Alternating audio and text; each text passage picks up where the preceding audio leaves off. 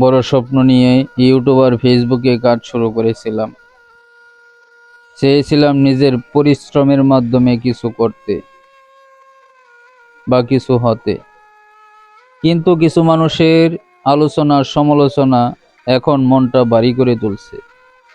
মনে হয় সব কিছুই ভুল পথে যাচ্ছে। তবুও ভাবি, অন্যের কথায় যদি থেমে যায় তাহলে নিজের স্বপ্নের প্রতি অবিচার হবে।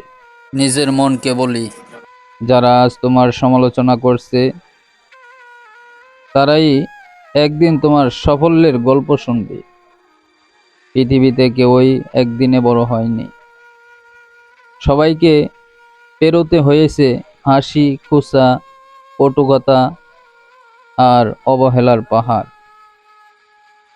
তাই এখন থেমে যাওয়া নয়, আরো শক্ত হয়ে দাঁড়াও।